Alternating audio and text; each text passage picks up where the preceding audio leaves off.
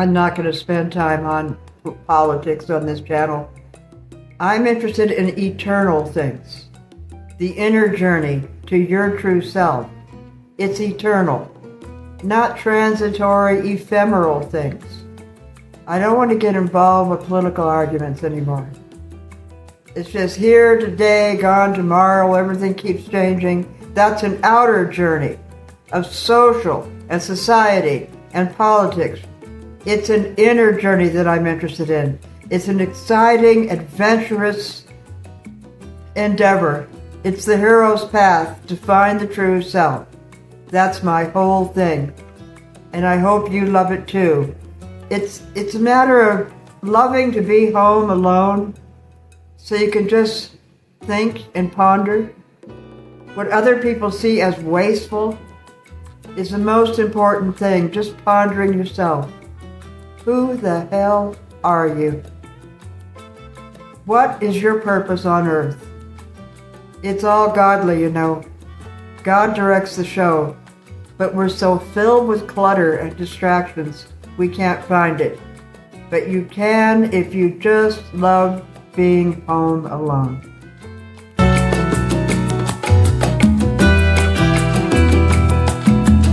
Now, why would I watch the movie Who's Afraid of Virginia Woolf like 4 or 5 times?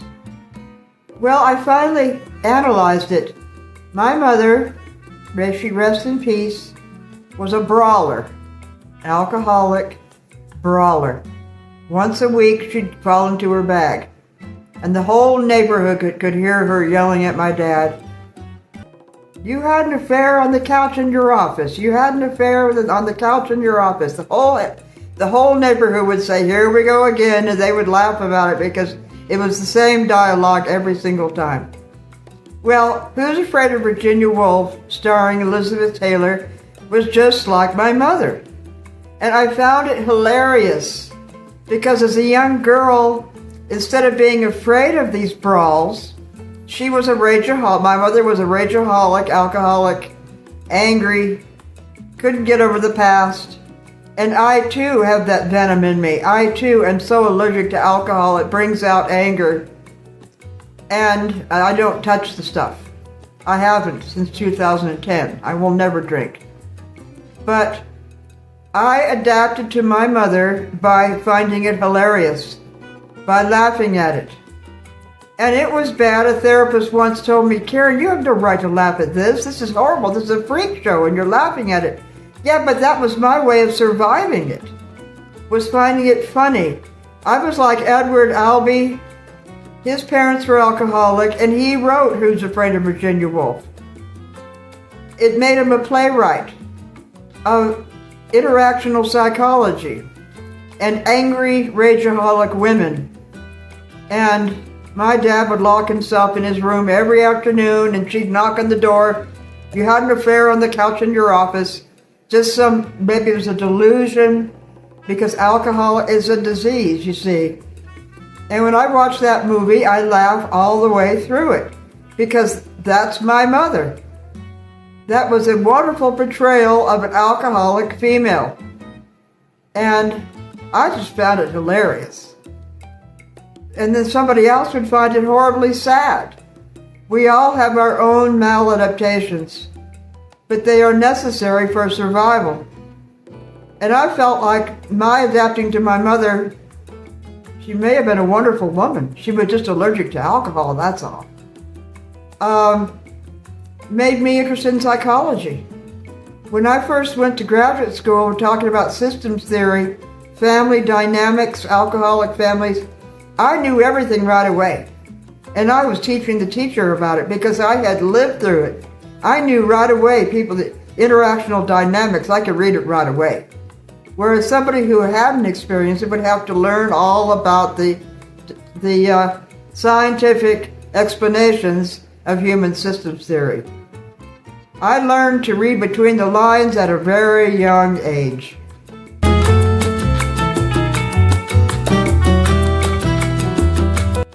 I feel like my whole life I was an introvert pretending to be an extrovert. And it took so much energy, and it wore me out so much And it made me so unhappy to smile when I didn't want to smile. I just wanted to be myself. Being alone in my home is freedom. If somebody doesn't want solitude, they hate freedom. Because it's the only time you can let the mask down and be totally yourself. I love being home. And now that I have a locked gate, I have 3 acres to myself. My husband's going to turn the fence into a wall so I can really have solitude.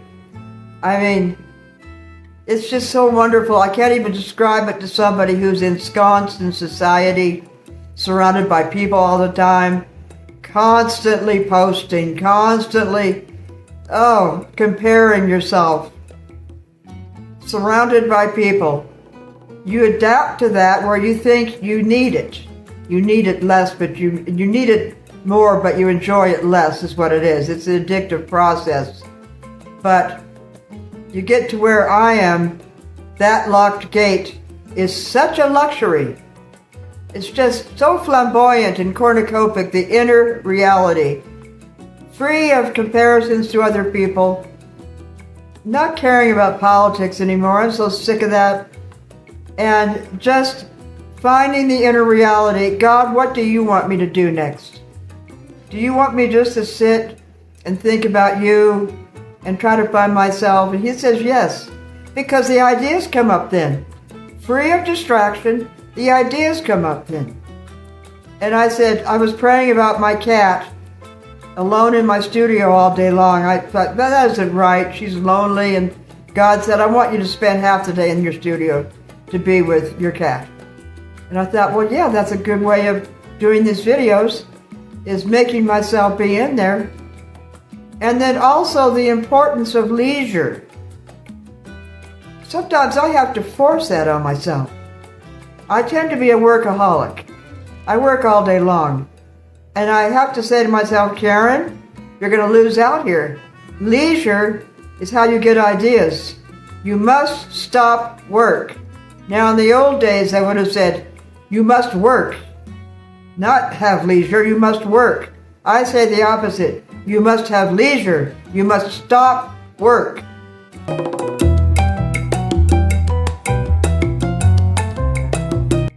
I re-energize in solitude. I get worn out so fast. I'm still suffering over some social thing I went through 2 weeks ago, where they were so subtle in their digs. The mixed signals and the digs, and finally I thought, this woman next door primed me for that. She talked against me before I walked in the room. She primed all of those against me. You see the paranoia. But actually I think it's perspicacity. Actually I think it's extreme awareness. I don't think it's paranoia. I think I'm becoming more aware. I just don't like social interactions. I like communicating with angels and God and the great mind that ever lived through books and thoughts and studies, and I just love studying all day long. That's where it's all at for me. Not this worldly thing. I just don't want it.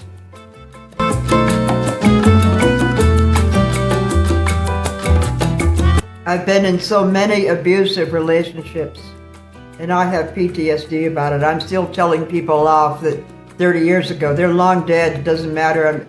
It's stuck in my mind.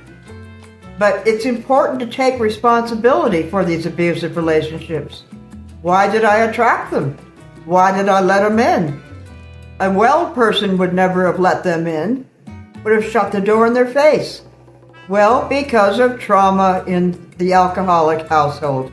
As a child, may they rest in peace, they got sober before they died, but it was still an alcoholic system, and it was traumatic.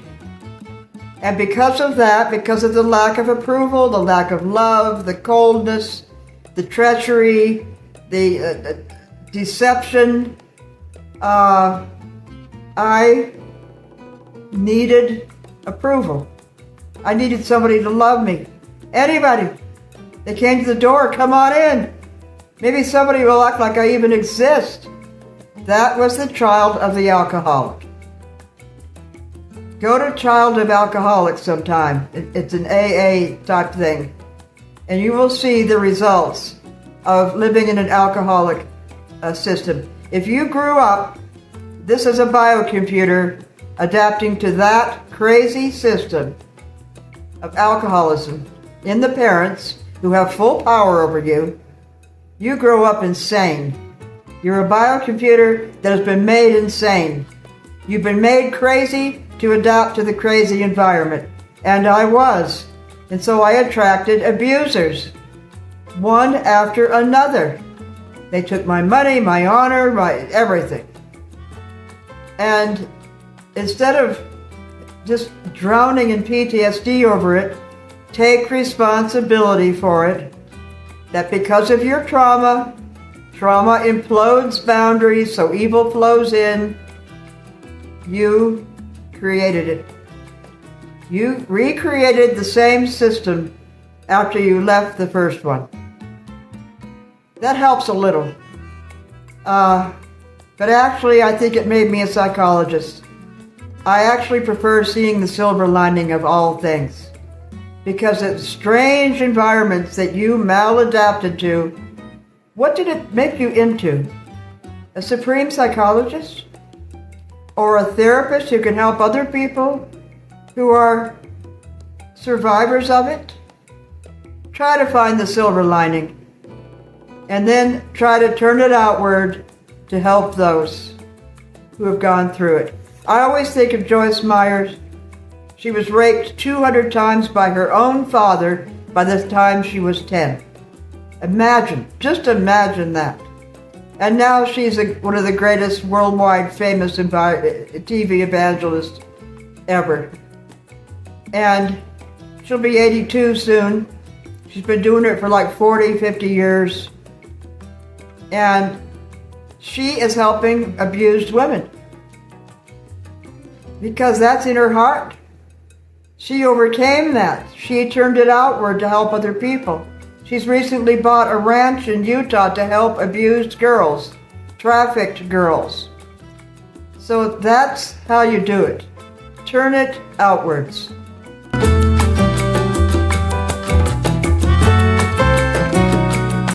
Years after the trauma, you can wake up feeling angry or fearful. I wake up filled with it. Angry about something that happened so long ago. It's just, I don't know whether that's the way you wash it out or what. Turn that around to gratitude. That you escaped. That you're free. That today you have freedom. Today you have a lovely husband or wife. Today you can speak your mind. Turn it around. Because the hero's path has a canyon in it. You're down, then you're up. That was your down point. Okay. It's part of the hero's path. You're a hero. You had to go through that to learn something, and you learned a hell of a lot. Wisdom comes from enduring crap like that. Losing my freedom to other people was terrible. With them having control over me, and they were so stupid, but they had control over me, over my finances. And because they had control, they just got really wicked about it and would gossip and spread evil stories, untrue stories to everybody who would listen. So they'd get the whole town or family against me. That goes with the territory. It was a horrible thing, but that gave me wisdom, and I found a way out, and I escaped, and I'm free. I have total gratitude today. As Joyce Myers said, she even has gratitude for what happened as a child, being raped 200 times by her own father. Think about that. She really can see the wisdom that came from that.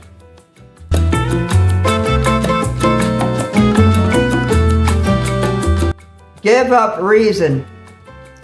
Just your intuition. Moving point by point. Asking God what to do next. Give up your rationale. Oh, I think I should do this. I think I should do that. No, intuition. Like me watching that movie 5 times. God told me to do it. Nobody else, oh, that's unreasonable. You're wasting your time. No. Give up reason. What do you feel you should do next? Trust your intuition. It's magic. It's innate. And it comes from overcoming obstacles.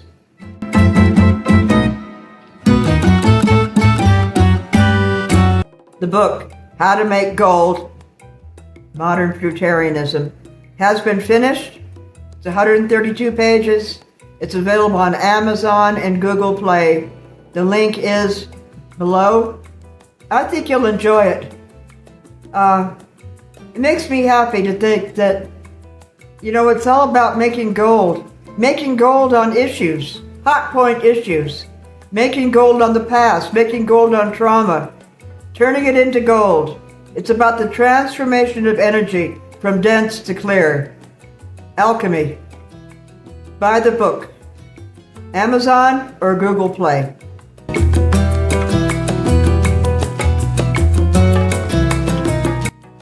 We are seeking the breath of God that makes us human, but we are obstructed. Today it's easy to see how the obstructed. We're total distracted everywhere, distractions. Especially if you're on the internet all day long like I am. I mean, come on. Leisure, Karen. I'm going to force leisure on you. Leisure is where you have abundance and inspiration.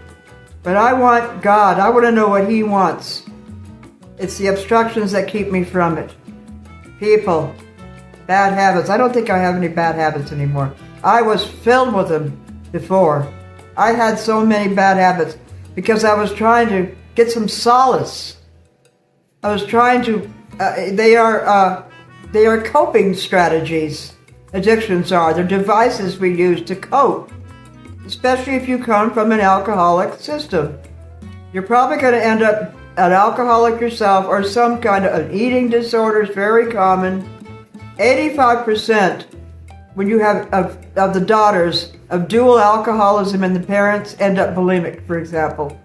There's always going to be something like that. Another addiction. Okay, that's what happens adapting to the world.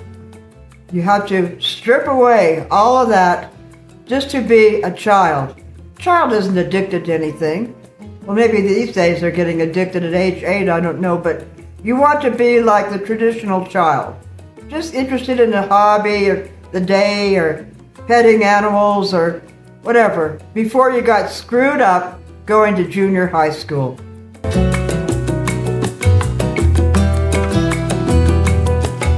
Just to show you about the ephemeral nature of politics, I wrote this in my journal. Where there's an ideological dictatorship like Hitler, the weakest part of its population are the intellectuals, very easily manipulated. Yeah, when you read stories about the intellectuals, the crap they were writing then, very easily manipulated. The same thing happens in science, especially Big Pharma, and the academicians paid for by Big Pharma. History and countries go through cycles. Hitler's Germany was denazified and went to extreme inclusiveness, multiculturalism. Germany is the most inclusive multicultural country on earth now because they were trying to compensate for everything that happened in Hitler's Germany, which was unreal. Not only did he murder 6 million Jews, but all kinds of other minorities were murdered in the gas chambers. About 40 million people were murdered, and 150 million if you include their incursion into Russia and other countries in total. It was a terrible, terrible war. So Germany has gone the other way, totally so inclusive that the white population is almost wiped out. And there's no more Germans. It's happening across Europe, where they're totally losing their culture. It isn't about racism. It's about losing your culture. And the same thing here. But if you talk about it, you're called a white nationalist. You're not a white nationalist for worrying about losing your culture. And the way things you did it, your ancestors did it, that's not being racist. When you are invaded by other cultures and just smudged out. So that's the nature of politics. It swings like this. I say, go inside to an inner journey and forget it all. There's nothing you can do about it anyway.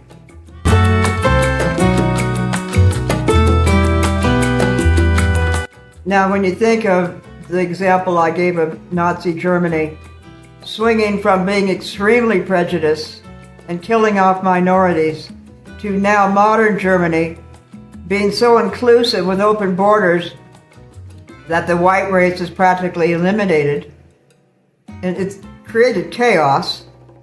And they pride themselves on ultra multiculturalism because they are compensating for what happened in Hitler's Germany. They have like eternal guilt from it. Same thing happens in the personality with repentance. Enantiodromia. You go from gangster to priest, from the worst sinner to the biggest saint. The best saints were the worst sinners. That's how it goes. There's no lukewarm. Enantiodromia. Opposites. I think that happened to me because I am the opposite to who I was.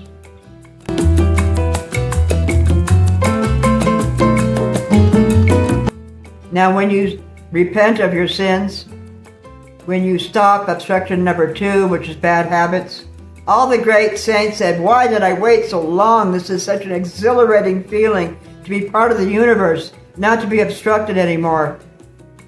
You aren't immediately out of it. It took me about 2 years, basically eliminating. Once I had repented and stopped pot, basically. I smoked pot for many years, thinking it was giving me insights. And finally I saw, no, this is just a demon of constantly smoking, forget it. And I went through withdrawal, which was horrible. Detoxing from pot was really scary. I had to go on Ativan to get off of pot, and then I had to withdraw from Ativan. Anyway, it took me about 2 years to eliminate all of the dross from my life. 85% of the stuff I had, I took to the thrift store. I love a simple life, so that just the most important, the quintessential, the most essential will illuminate. You can't if it's stuffed with crap.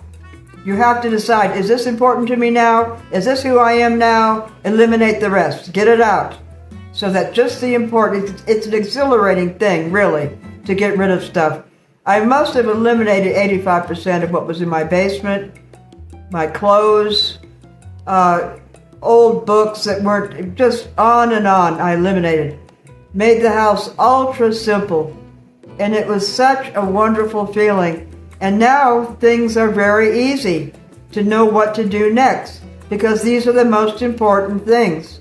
And I feel sorry for hoarders who can't see the difference between what's important and what isn't. You got to say, is this important? Is this trivial? Does this match who I am? Get rid of it. Get rid of it. And you will have a whole new life. It's amazing. The more you get rid of, the more you have, because you see the importance of what is left. And it just like multiplies. The more you get rid of, the more you have left. Whereas you never would have seen those things before.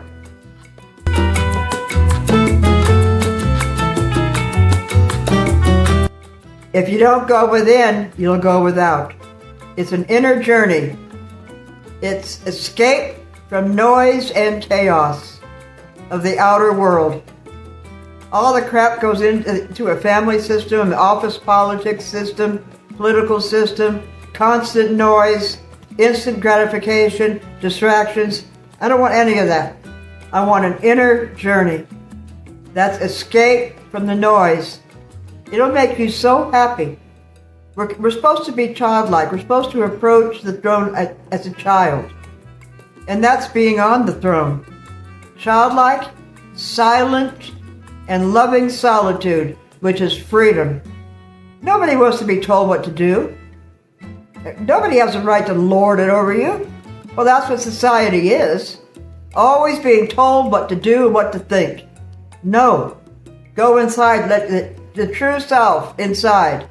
You have a higher self and a lower self. The lower self are all your maladaptations and desires and addictions and false self you've developed since a child.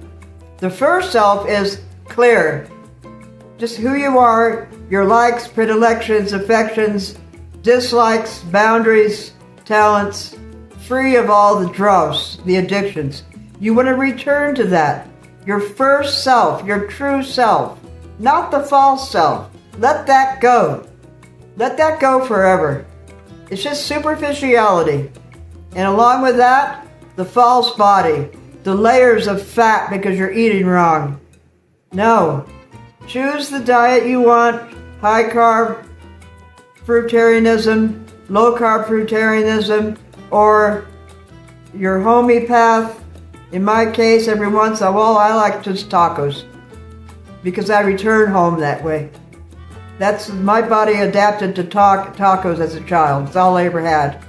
And I would raid I lived in La Mesa. The hills of La Mesa were all orange groves. I would raid the orange groves. I ate 1 million oranges. I have orange juice in the morning and tacos. And then I'll reverse diet into the other diet, high carb, low fat. You know, life should be joyous, not dead dieting, not following what somebody else had, even me.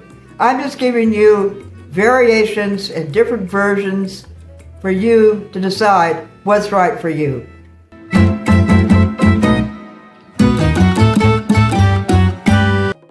Don't buy frozen fruit from Walmart.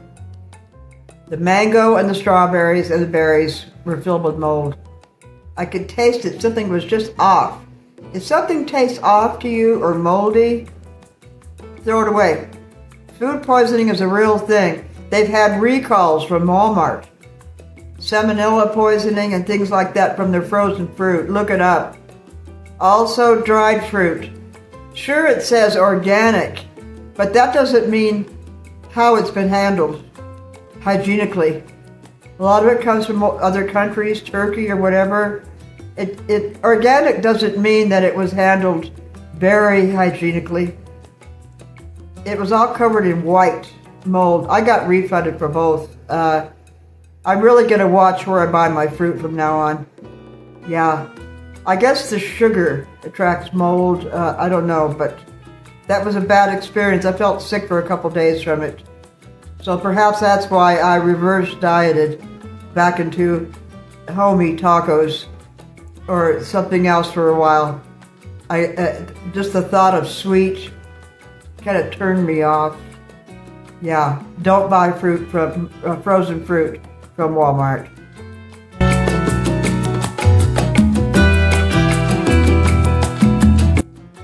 You know, I'm into reversal dieting. I'm not into just one diet. I am done following somebody on the internet because they have a good physique. I'm done being told how to eat. Well, I've given you the high carb fruitarianism and the low carb fruitarianism. And sometimes I just get sick of the sweet and sick of the starch. I want to return to home. Sunny California, Southern California. I was raised on tacos. Tacos. That's all I ate as a child.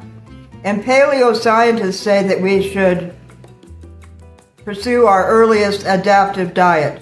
That's what the body first adapted to. Tacos. Tortillas, cheese, lettuce, olives, and salsa. That's how I do it. That would be lacto-fruitarianism.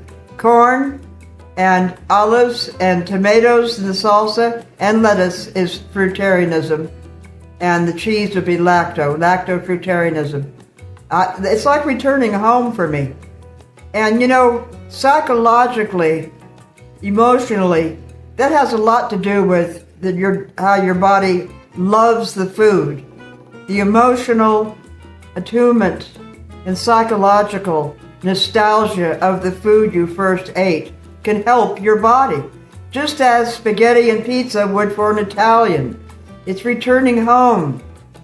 That can do so much for you. It transcends the physiological of the body, whether it's high carb, low carb, whatever. And I thought, man, I want tacos. So I had that for a couple days. It really did me well. The protein is necessary. It has as much protein as meat, cheese does. And the antioxidants and vitamins and minerals in corn and lettuce and tomato, salsa, olives are wonderful, wonderfully nourishing. So that's done me good. Reversal dieting. I don't want to follow one plan. I get to a point where, man, I'm sick of the sweet. I don't want any more smoothies.